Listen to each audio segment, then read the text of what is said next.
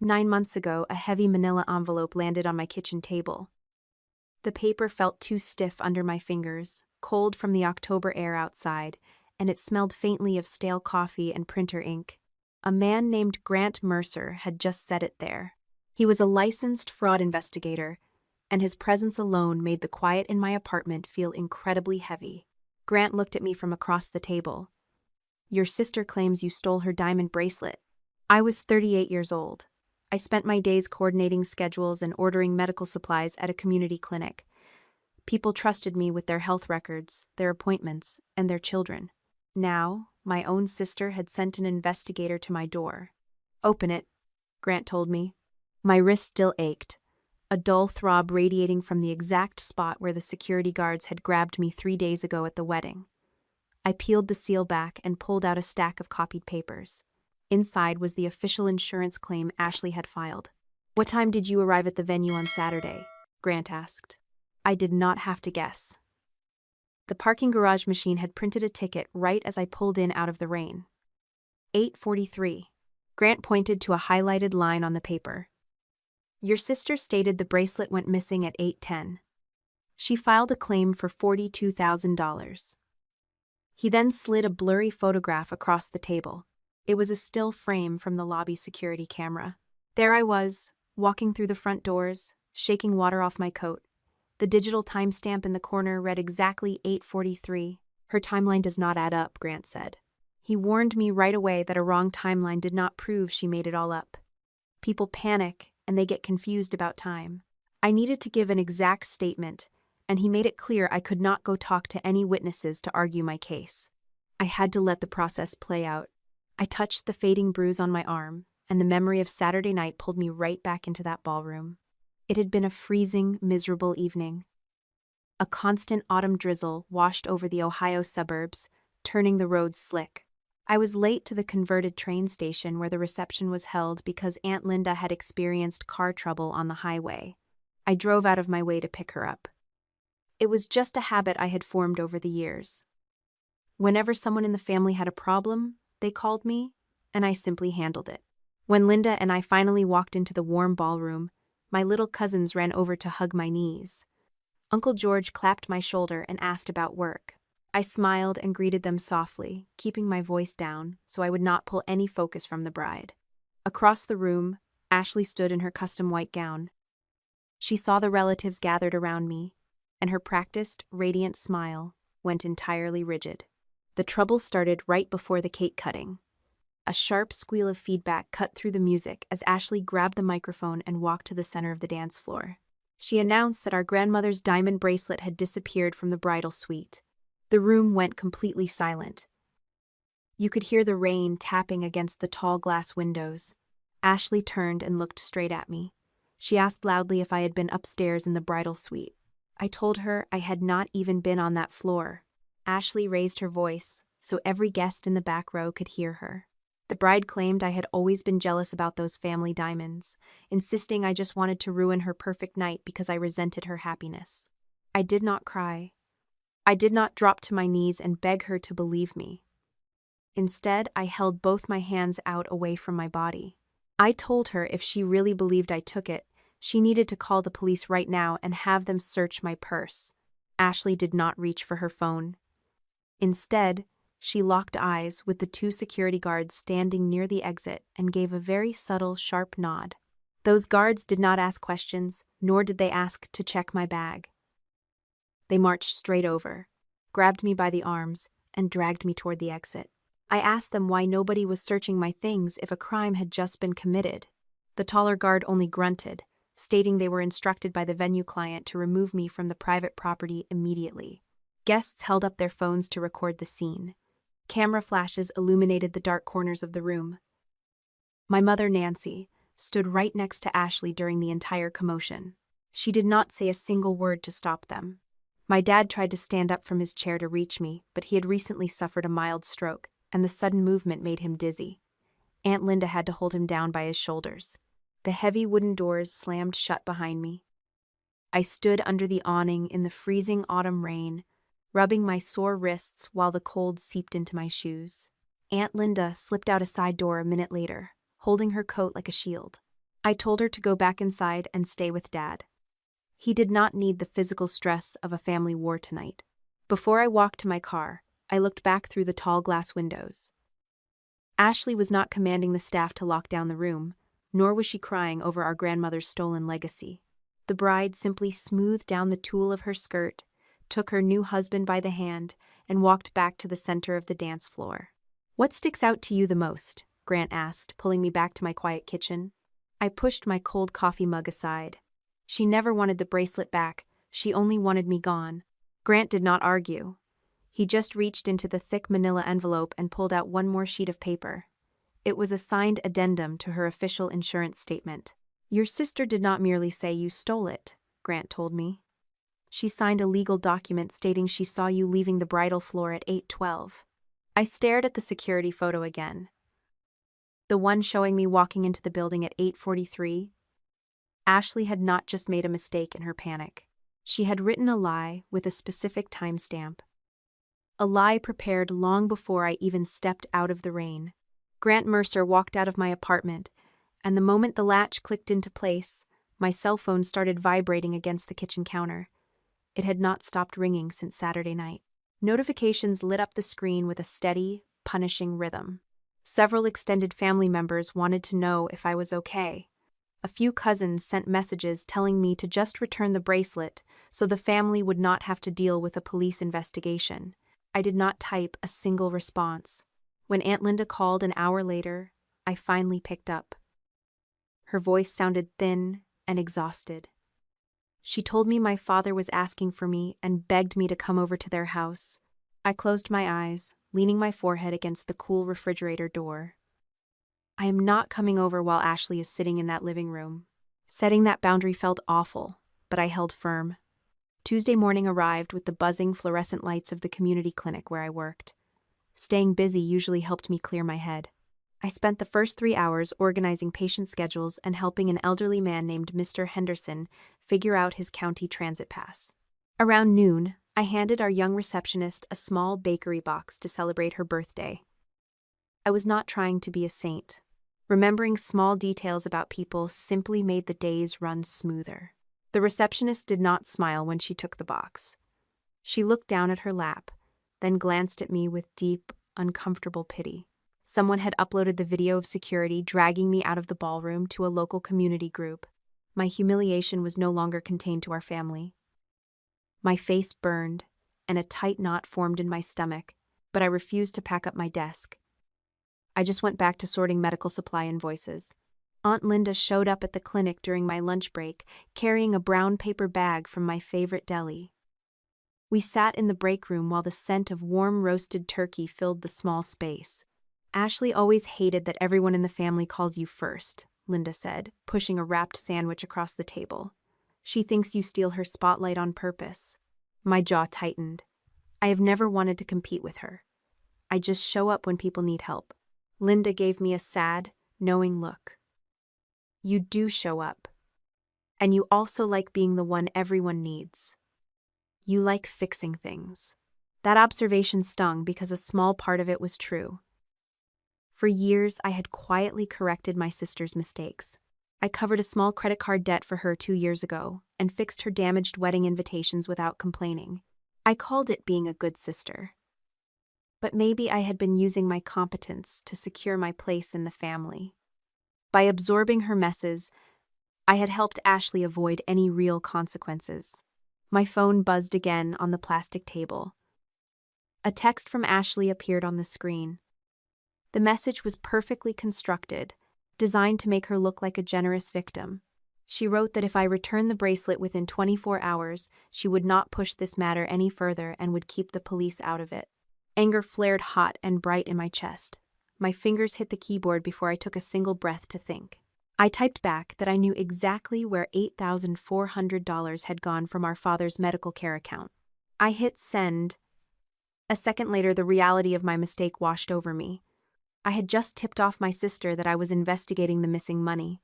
I wanted to show her she could not bully me, but I had only handed her a warning. When I got home that evening, my mother was waiting in the hallway outside my door. Nancy held a plastic container of homemade chicken soup, holding it out like a peace offering. I unlocked the door and let her step inside. Just apologize to her for causing a scene, Mom pleaded, setting the container on the counter. The wedding was supposed to be her perfect night. We can smooth this all over. I crossed my arms. Do you actually believe I stole from our grandmother? My mother refused to meet my eyes. She focused entirely on a spot on the kitchen wall. You are stronger than she is, Samantha. You always bounce back. Something cold settled behind my ribs. I am not taking a criminal accusation just because you think I can handle the damage. Nancy shifted her weight nervously. As she moved, her hand brushed against a small, ivory-colored makeup bag hanging from her wrist. Her fingers twitched, and she quickly slid the bag behind her back, hiding it from my view. I noticed the odd gesture immediately, though I had no idea what it meant. Before I could ask about the bag, she turned and walked out the door, leaving the soup behind. 10 minutes later, my phone rang again. It was Grant Mercer. The investigator skipped the polite greetings. Did you ever threaten to ruin your sister's wedding? I gripped the edge of the kitchen counter. No. Why would you ask me that? Grant explained that the insurance company had requested the security logs from the venue. To justify her claim, Ashley had provided them with a screenshot of an old text message I sent her. The text read, "If you keep lying, the wedding will not hide it." My stomach dropped. I had sent that exact message 2 weeks ago, right after I noticed the missing medical funds. It was not a threat to ruin her reception. It was a warning about her lies. Ashley had saved my words and twisted them into a perfect motive for revenge. I sent that message, I told him, keeping my voice steady. But it had nothing to do with a bracelet. I believe you, Grant replied, because the venue manager just sent over their internal security instructions. My phone chimed with a new photo attachment from Grant. I tapped the screen and opened an image of a printed security log. There was my name, highlighted in yellow, placed on a list labeled "Remove on Bride's Signal." The timestamp on the document showed the venue staff received that instruction at 12:15 in the afternoon. My sister had ordered my removal 8 hours before the bracelet supposedly went missing. The smell of roasted espresso beans and wet wool filled the small cafe where Grant Mercer had asked to meet. Rain continued to wash down the large storefront windows, blurring the streetlights into glowing yellow smudges. The investigator took a sip from his dark mug and slid a printed incident report across the scratched wooden table. This document contained the official shift notes surrendered by the venue's security company. Grant explained in a calm, measured voice that event venues possess the legal right to remove unruly guests, which meant the guards were simply following client instructions on Saturday night. However, the specific directives they received made my sister's story completely unravel. The shift lead had written down that the bride warned them about a potential family disruption. The order was incredibly precise. If Ashley tapped her wrist twice, the guards were to escort me out of the building immediately. Staring at the typed words, the exact memory of that moment clicked into place. I pictured Ashley standing on the dance floor, looking right at the security team and tapping her arm. Heavy hands had fallen on my shoulders a second later.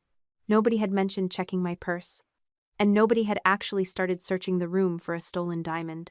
A sharp urge to track down those guards and demand they talk to the police hit me hard. Grant recognized the shift in my posture and immediately raised a hand, warning me to stay far away from the venue staff. Pressuring witnesses would only compromise the entire insurance investigation. A false timeline could easily be dismissed by a clever lawyer as a bridal panic attack, so we needed an airtight chain of evidence, not just one favorable discrepancy. For the very first time in my adult life, I forced myself to sit back and respect the boundaries of a process instead of rushing in to fix the problem myself. My cell phone rang later that afternoon while I was folding laundry in my quiet apartment. Daniel's name flashed across the screen. My new brother-in-law sounded completely exhausted, his voice rough and thin. He explained that Ashley was spiraling, pacing the floors and unable to sleep, entirely convinced I was launching a campaign to sabotage their marriage. Daniel quietly asked me to hold off on discussing my father's missing care funds until they returned from a short weekend trip away. Listening to his strained breathing, I realized Daniel had no idea what was actually happening. He did not know about the fraudulent insurance claim or the security logs sitting on my kitchen counter. I wanted to blurt out the truth about Ashley's secret gambling debts right then, just to break through the lies and make him see reality. But Grant had explicitly told me not to interfere. I agreed to give them space, biting the inside of my cheek until I tasted copper, and ended the call without defending myself. Hearing Daniel's voice had dragged my mind directly back to the rehearsal dinner the night before the wedding. We had all gathered in a crowded, overheated Italian restaurant. One of my young nephews had climbed right into my lap, refusing to sit in his own chair. Aunt Linda had hugged me tightly over the table, thanking me for driving her to a complicated medical appointment earlier that month. Then Daniel had raised a glass of sparkling cider, announcing to the room that I was the very first person in the family who truly made him feel welcome. Ashley had smiled at the table, but her knuckles were white as her fingers locked around the wrist wearing our grandmother's bracelet. She laughed, a brittle sound that barely parted her lips, and told the room that I could win over a crowd without even buying the drinks. Everyone around us thought it was a sweet compliment. Sitting alone in my bedroom, I finally recognized the deep, acidic resentment hiding inside that joke. A new text message chimed, pulling me out of the memory. It was from Erin, one of the bridesmaids. She wrote that she desperately wanted to stay out of a family war. But she distinctly remembered Ashley telling the security guards to stand near the exit doors hours before the reception even started. Erin admitted she was terrified of being dragged into a criminal fraud investigation. The older version of me would have called Erin instantly, using our shared history to coax a formal statement out of her. Instead, I typed a short reply, thanking her for the information and promising I would never give her name to the investigator. I left the decision entirely up to her. I was learning that I did not need to manipulate people's guilt to get to the truth. The next morning, Grant called me with a major update. He had legally obtained a copy of the direct text message Ashley sent to the security supervisor. The investigator read the words aloud over the phone. When I touch my wrist twice, remove my sister immediately. Do not let her argue in front of the guests. There was absolutely zero mention of a missing heirloom or a theft. The plan to humiliate me existed long before the public accusation in the ballroom. Grant paused, letting the heavy silence stretch over the phone line. He pointed out that the central question was no longer whether Ashley got the timeline wrong. The real question was why she needed me removed from the building so urgently. Before I could even formulate a theory, a new notification popped up on my screen. Daniel had sent a photograph without any greeting or context.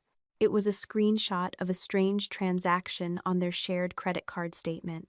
The charge was dated exactly 5 weeks before the wedding. The billing description read, "Custom crystal bracelet replica. Customer photo match."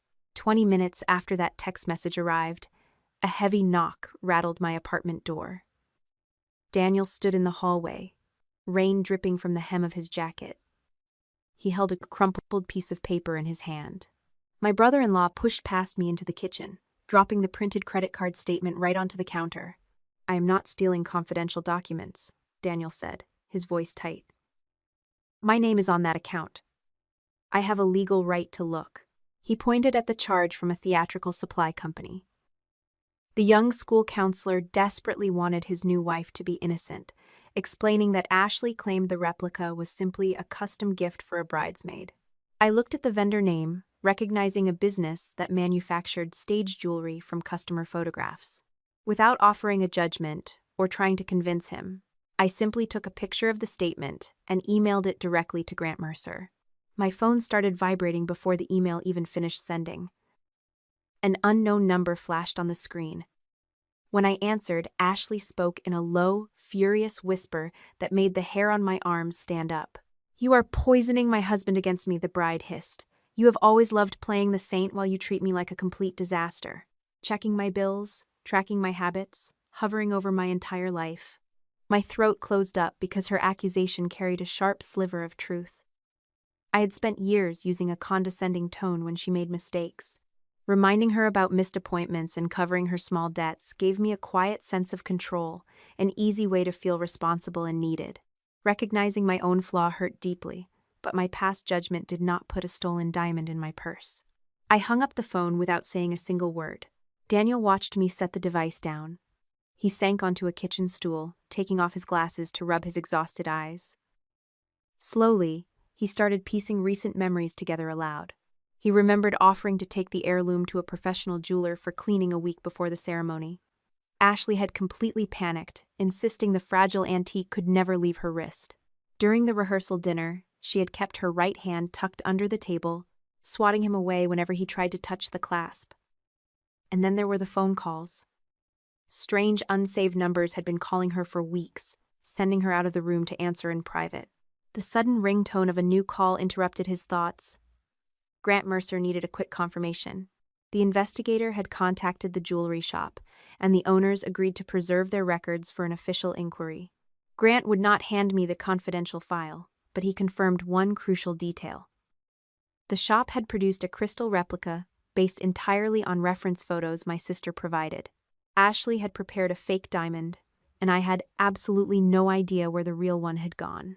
Later that afternoon, the phone rang again. The caller ID showed my father's cell. The rhythmic hum of a physical therapy treadmill echoed in the background. "I do not believe you took your grandmother's bracelet," Robert told me. "Are you eating enough?" Tears threatened to spill over my eyelashes. For the first time in days, someone in my family offered absolute trust without demanding an explanation first. My dad took a labored breath, mentioning that Nancy was suddenly refusing to show him the recent statements for his own medical care account. He sounded frightened. I desperately wanted to march over to their house and demand the paperwork myself, but I forced my hands to unclench. I gently told him that I could not legally take documents from my mother, advising him to call the bank directly and request his own financial records. A barrage of alerts suddenly flooded my screen. Ashley had just posted a long paragraph in the main family group chat. She accused me of threatening to ruin her wedding and claimed I was actively trying to steal Daniel away from her. Several aunts and cousins replied with shocked emojis, their loyalty beginning to waver under her emotional performance. I typed out a massive paragraph detailing the staged jewelry and the security logs. My thumb hovered over the send button. Then, I erased the entire thing. I refused to perform on the stage she had built. Instead, I typed exactly 3 sentences. I did not take the bracelet. I am cooperating with the official investigation. I will not argue about evidence in a family chat. Quiet fell over my apartment until evening arrived. Caleb, the wedding videographer, left a voicemail asking me to call Grant immediately. The insurance investigator had requested raw footage from a secondary camera placed in the bridal suite, a camera Caleb had left running by mistake during lighting checks. Grant sent a single, silent video frame to my phone. The digital timestamp at the bottom read 7:58. My sister sat alone in the bridal suite, her fingers moving quickly as she unhooked the diamond bracelet from her own wrist. I stared at the screen, knowing I was still fighting highway traffic an hour away from the venue.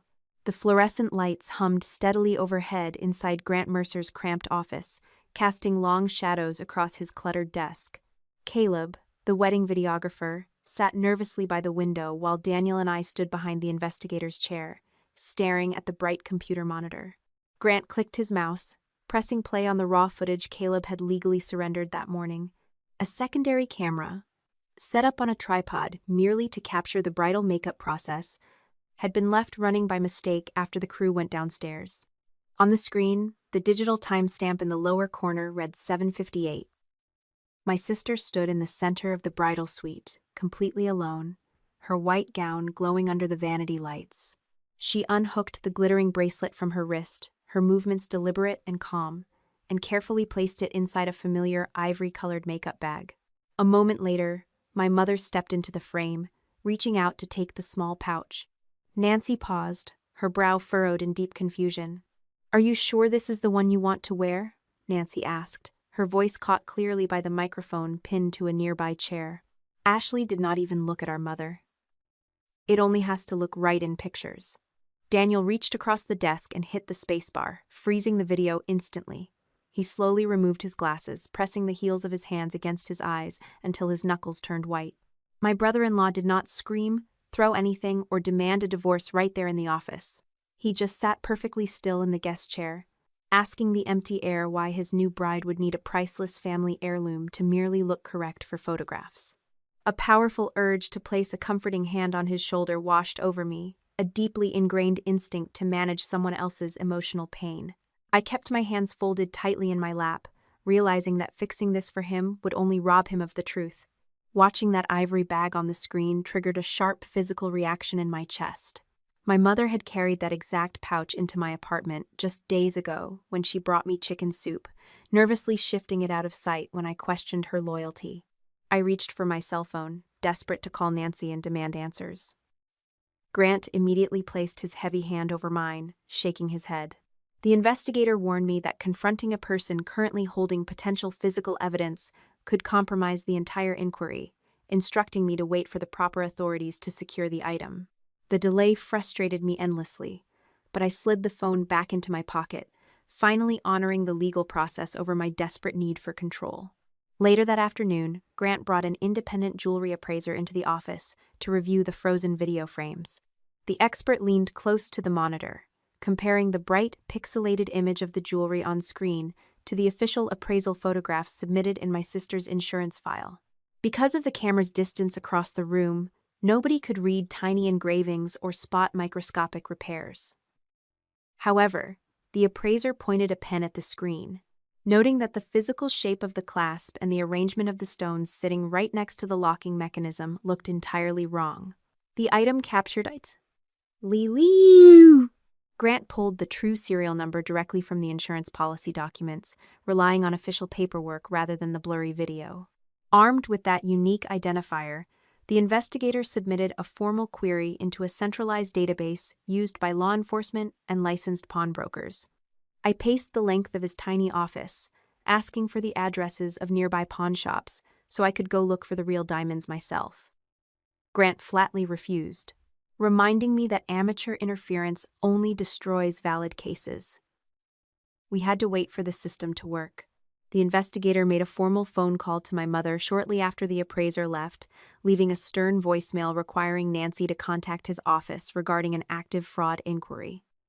Panic clearly set in. Instead of calling Grant back, my mother dialed my number 10 minutes later, her voice trembling so hard the speakerphone rattled against the desk. She swore that Ashley had only borrowed the heirloom to resolve a temporary cash problem, promising to redeem the item the moment she collected her next sales commission at the furniture store. Nancy desperately insisted she only hid the truth to protect the sanctity of the wedding day, claiming nobody was supposed to get hurt. "Did you know the bracelet she wore down the aisle was fake?" I asked, gripping the edge of the wooden desk. Complete silence stretched across the telephone line. My mother did not answer, and her total inability to speak told me everything I needed to know. She had known the jewelry was a prop, and she had stood in the ballroom, watching security guards drag her oldest daughter out into the freezing rain without saying a single word. Grant ended the call just as his computer chimed with an incoming email alert. A licensed pawnbroker located 3 towns over had responded to the official database inquiry. The shop owner sent over a digitized copy of a transaction record matching the exact serial number of our grandmother's diamonds.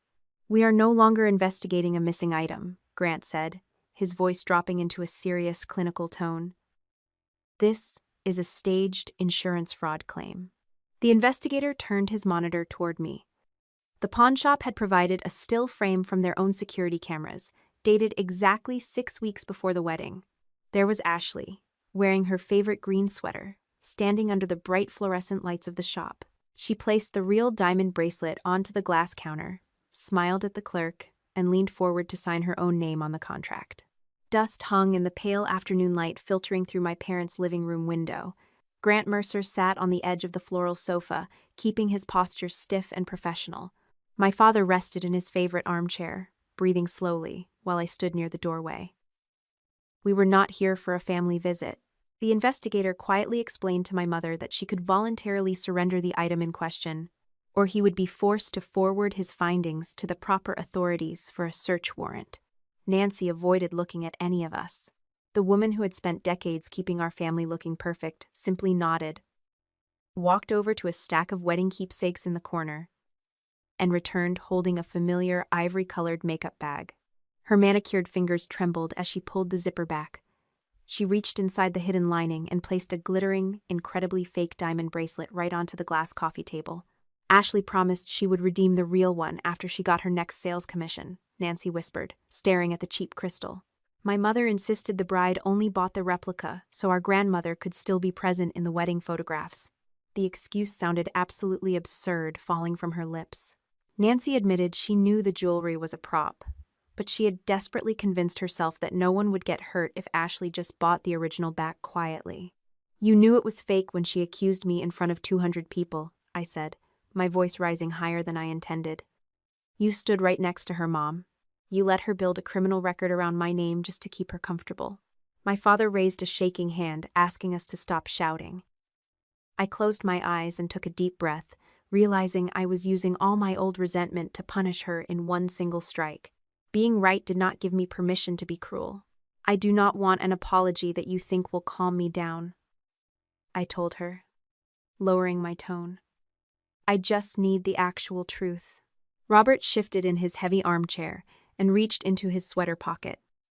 My father pulled out a folded stack of bank statements he had personally requested that morning. He placed the papers on the table, right next to the fake jewelry. The documents showed a transfer of $8,400 leaving his medical care account in late September, sent directly to a wedding event company. Ashley had used the emergency access Nancy had given her months ago. My mother covered her mouth with her hand, a quiet sob escaping her throat. She confessed she discovered the missing money weeks before the ceremony, but she let Ashley promise to pay it back instead of telling my father. Staring at those bank logs, a sickening realization washed over me. The public framing in the ballroom was never just about getting insurance money. Ashley needed everyone to think I was a thief, so that any future questions I asked about our father's missing funds would look like bitter retaliation. Grant pulled out a small notepad, asking if my sister had communicated anything else on the day of the ceremony. Nancy wiped her eyes and mentioned a voicemail from the morning of the wedding, a message she had completely ignored because her phone was set to silent during the bridal preparations. The investigator asked her to play it aloud. Nancy picked up her cell phone, pressed a few buttons, and placed the device in the center of the coffee table. A burst of static filled the quiet living room, followed immediately by my sister's voice. Ashley sounded entirely sober and terrifyingly calm. Mom, stop worrying, the bride said, through the small speaker. I've already handled Samantha. Once people think she took the bracelet, nobody is going to listen when she starts asking questions about the medical account. A heavy pause followed on the recording, filled only with the sound of a zipper closing in the background. Then, Ashley's tone shifted from calculated planning into raw, unvarnished bitterness. She complained that even while she was getting her hair done for her own wedding, 3 different aunts had stopped by the suite just to ask if I had arrived yet. The recording clicked off, leaving a suffocating silence in its wake. Robert did not scream at his wife.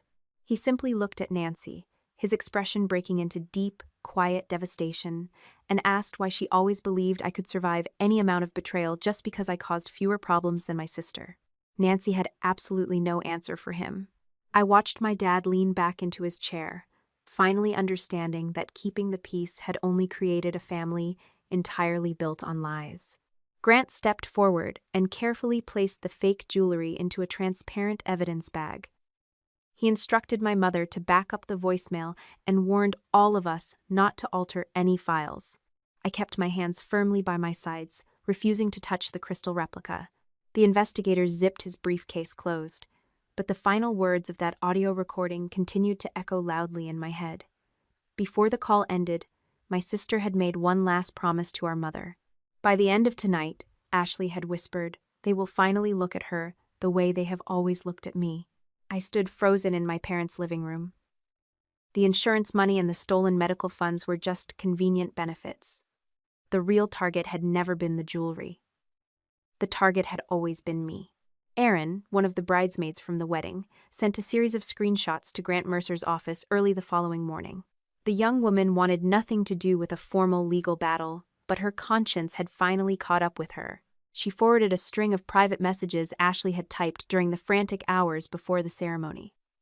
My sister had complained bitterly in the group chat because older relatives kept asking if I had arrived yet. Daniel had checked his watch 3 times, wondering where I was. and several children had loudly asked why I was missing from the portraits. One particular sentence stood out among the complaints. "She does not even try," Ashley had written to the bridesmaids. That is the part I hate. Sitting alone at my kitchen table, I let my mind drift back across the years, looking for the root of that deep, festering resentment. I did not rely on grand memories of heroic sacrifices. Instead, 3 small moments floated to the surface. I remembered sitting in a sterile hospital waiting room for 2 hours with Aunt Linda, keeping her company while her husband was stuck in severe highway traffic. I remembered noticing an allergic reaction warning for my young nephew and quietly swapping his dinner plate before anyone else noticed the hazard. And I remembered dialing Daniel's phone number after his very first family dinner, just to make sure he navigated the dark rural roads back to his apartment safely. These were not grand, heroic deeds. They were just quiet habits of attention. They explained why people naturally gravitated toward me without ever turning me into a saint. Aunt Linda dropped by my apartment later that afternoon, bringing a warm loaf of banana bread and a harsh dose of reality. She sat across from me, her expression gentle but serious. Linda admitted the family genuinely loved me because I paid attention to their lives, but she also pointed out a hard truth. Everyone had grown entirely too comfortable leaning on me because I never knew how to say no. I had allowed myself to carry everyone else's burdens because I secretly loved the feeling of being the reliable one, the indispensable anchor of the household. I swallowed hard, tasting the bitter accuracy of her words. I confess that I had actually known about Ashley's secret online gambling relapse weeks before the wedding, yet I chose to stay silent instead of warning Daniel. I had been terrified of being labeled the toxic troublemaker who ruined a family milestone, convincing myself I could quietly manage the disaster afterward. My silence had only cleared a wide path for Ashley to carry out her plan. Daniel arrived at my apartment shortly after Linda left. He had spent hours reviewing the credit card statements and cross-referencing the timeline of the fake crystal replica. Ashley had wept hysterically when he confronted her, alternating between begging for forgiveness and insisting that I was the mastermind who had manipulated the entire family against her. When Daniel asked why she specifically targeted me with such a vicious accusation, my sister finally let the mask slip. She admitted she always believed I secretly wanted everyone to think I was morally superior to her. My brother-in-law looked entirely defeated, the weight of a shattered marriage pressing down on his shoulders. He announced he had packed his bags and moved into a friend's spare room, though he had not yet filed for a public divorce. The final trap dropped into my inbox before evening arrived. Ashley sent an urgent message demanding a formal family meeting at our mother's house on Sunday afternoon. She claimed she needed to end my malicious campaign once and for all, promising to present definitive proof that I had manipulated the investigator, Daniel, and Nancy. She explicitly instructed me to come alone and bring the original manila envelope Grant had given me, hoping to steal back the physical evidence and rewrite the narrative one last time. Grant strongly advised me against attending, warning that walking into an emotionally charged room of relatives could easily compromise our legal position. A consulting attorney confirmed I could attend only if I brought strictly controlled, verified copies of the documents, ensuring I never altered or misrepresented a single fact. I weighed the choices carefully. If I stayed home, Ashley would fill the empty room with fresh lies. If I went just to watch her squirm, I would sink right down to her level. I decided to walk through those doors with a single, clear objective. I would show the family the hard evidence one single time, and then I would refuse to participate in their circus ever again. My phone buzzed against the counter with a final taunting demand from the bride. Come alone. Bring the envelope. By Sunday, everyone will know what you really are. I placed the device flat on the wooden surface, refusing to let her panic dictate my heartbeat. I typed a single, calm sentence in response. They will. The afternoon sun beat down through the tall elm trees outside my mother's suburban house, casting long, fractured shadows across the driveway. My fingers curled around the edge of a plain manila folder resting on the passenger seat of my car.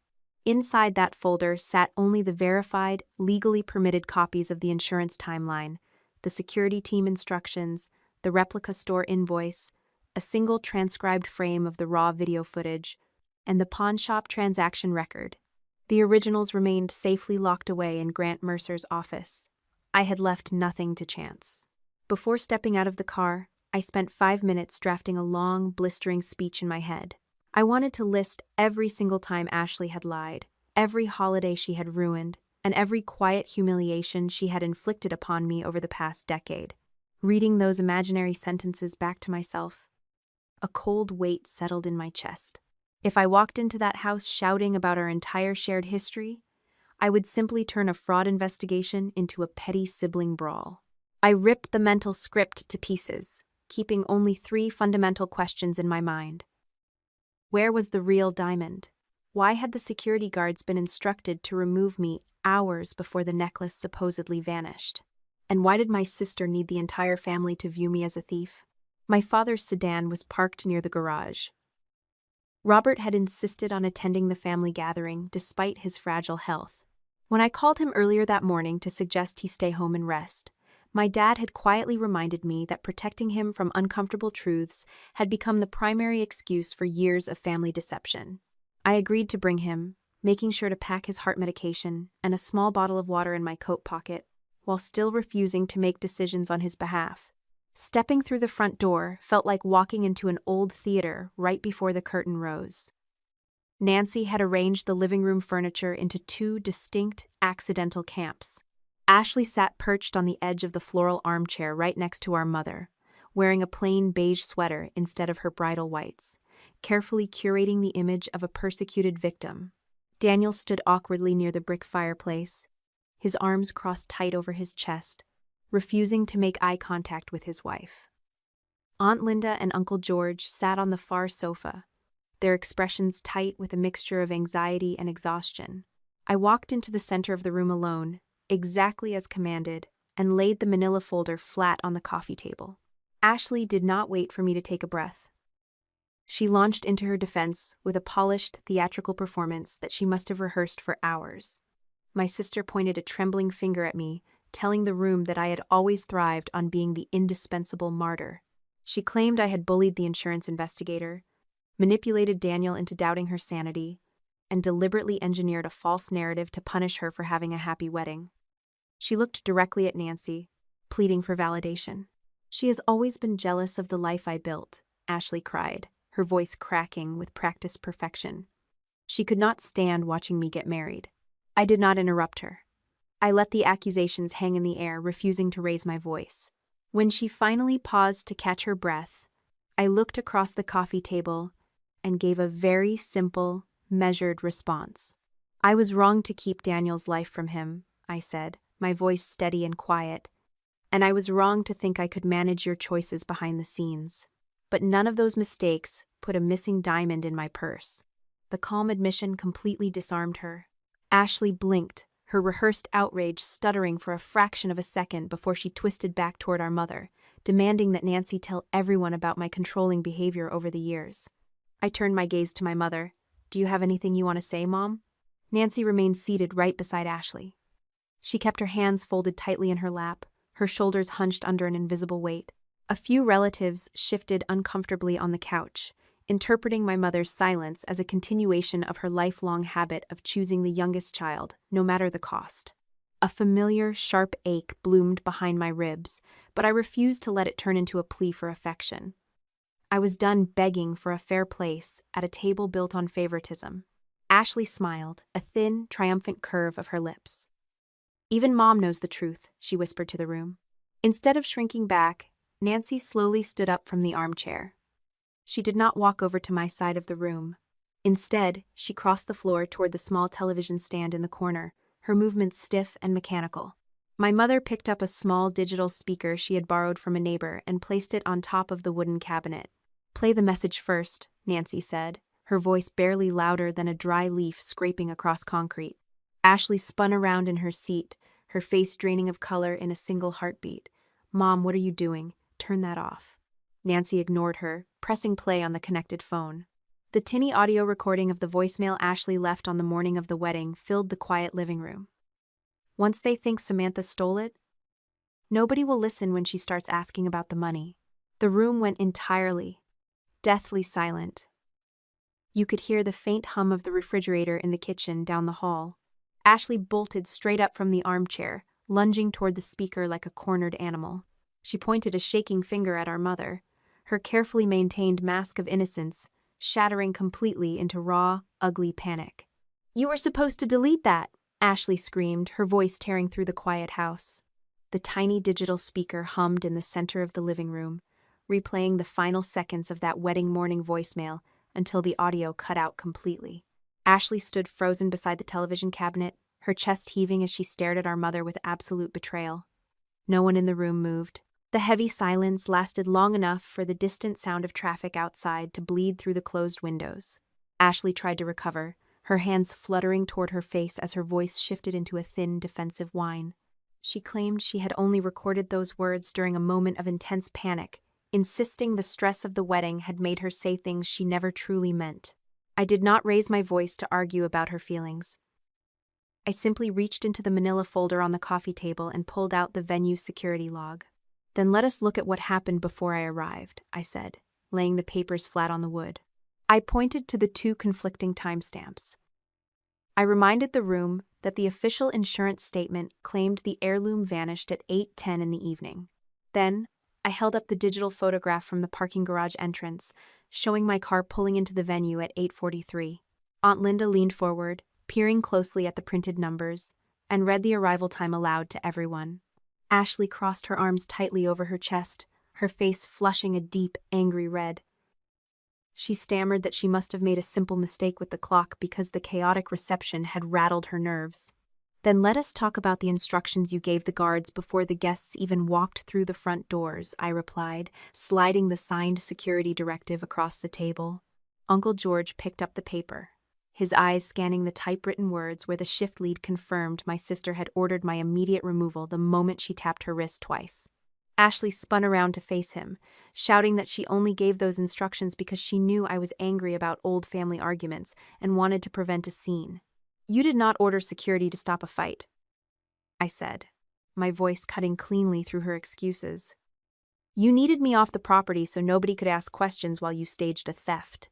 Frustrated, cornered, and entirely out of fabricated explanations, Ashley lunged across the coffee table and knocked the manila folder onto the floor. Papers scattered across the rug. Instead of screaming back or diving to pick them up, I reached down and lifted a transparent plastic evidence bag containing the crystal replica my mother had surrendered earlier that afternoon. Nancy kept her head bowed, refusing to look at any of us as I placed the fake necklace right on the center of the table. An independent appraiser compared the wedding footage to the official insurance documents, I told the room, keeping my tone perfectly even. "The clasp and the stone arrangement do not match our grandmother's heirloom. This is a theatrical prop."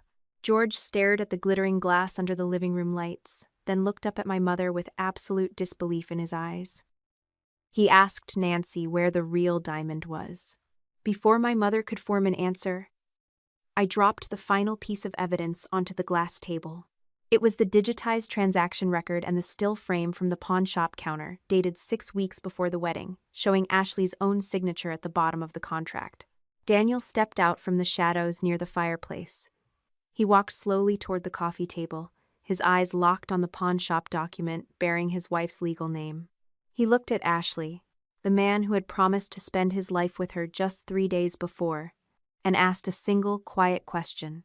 "You were going to collect the insurance payout on a piece of jewelry you hawked a month before we got married?" Daniel asked. Ashley burst into tears, her theatrical composure completely shattering.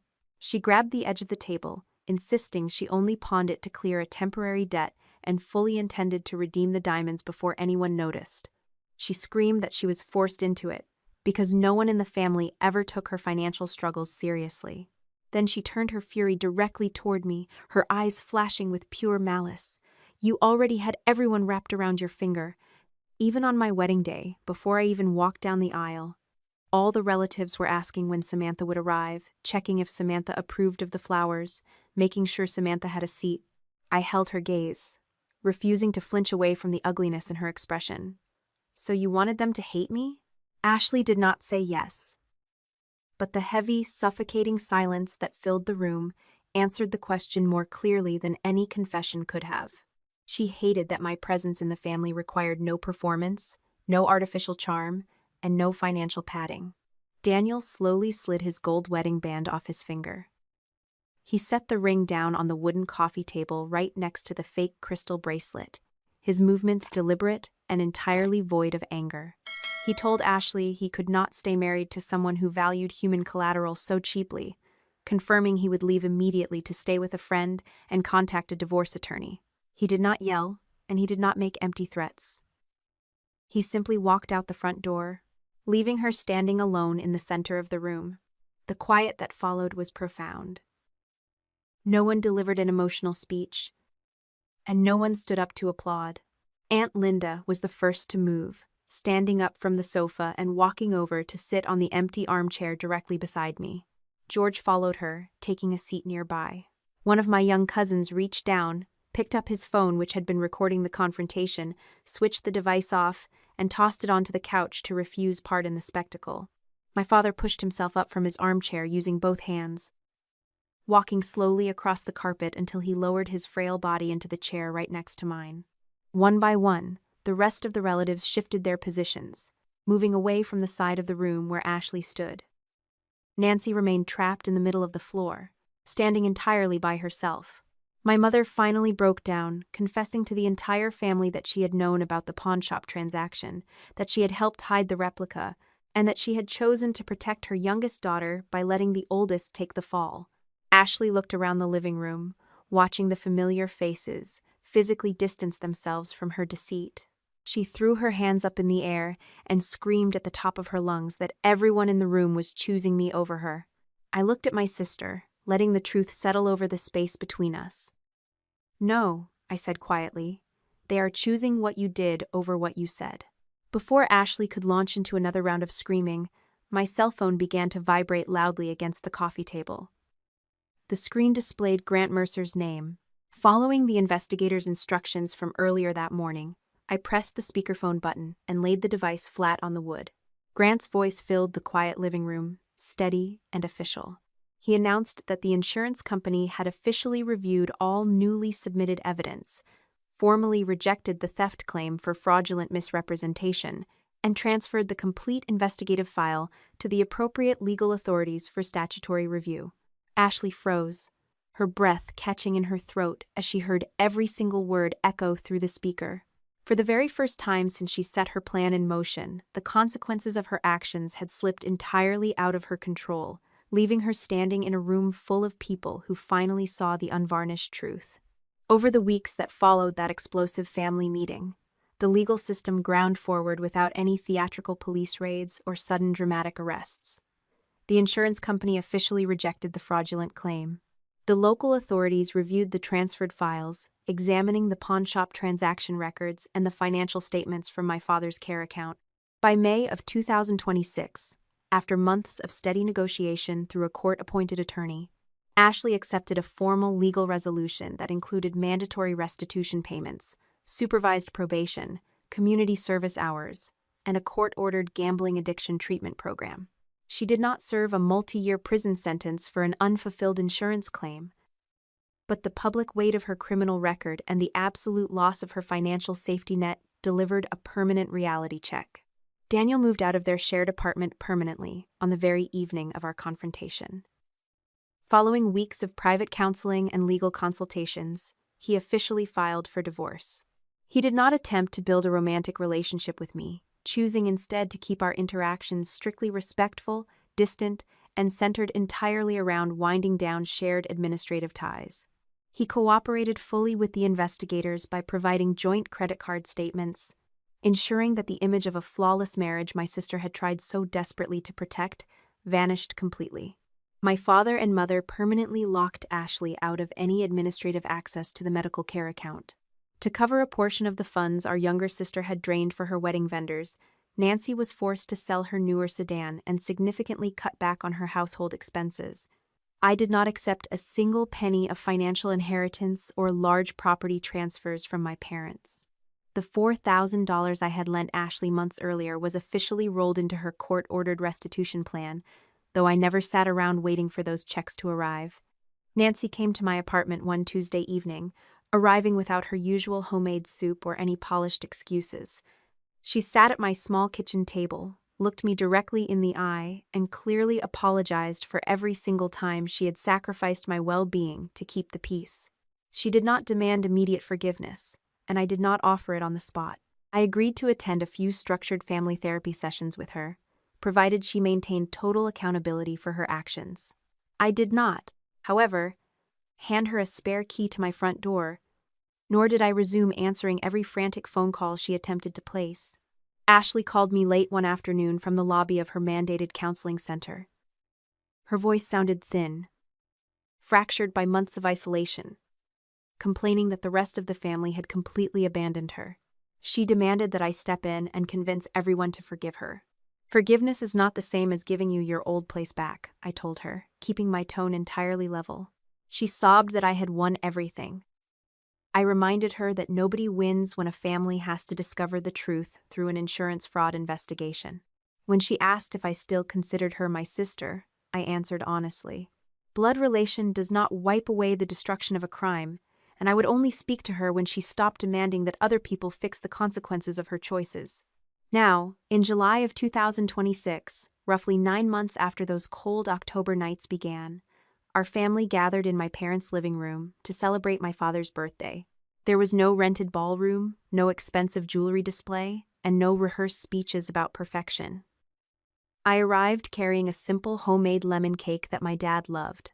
One of my young nephews bolted across the carpet to wrap his arms around my waist, but when the seating at the dining table turned out to be short by one chair, I deliberately stayed seated and let the rest of the relatives solve the problem themselves instead of jumping up to fix it. Aunt Linda noticed the change and offered a warm, approving smile from across the room. I finally understood that I could be deeply loved by the people around me without having to shoulder the weight of everyone else's disasters. Robert walked over and placed a small velvet box on the table, sliding it gently toward my hands.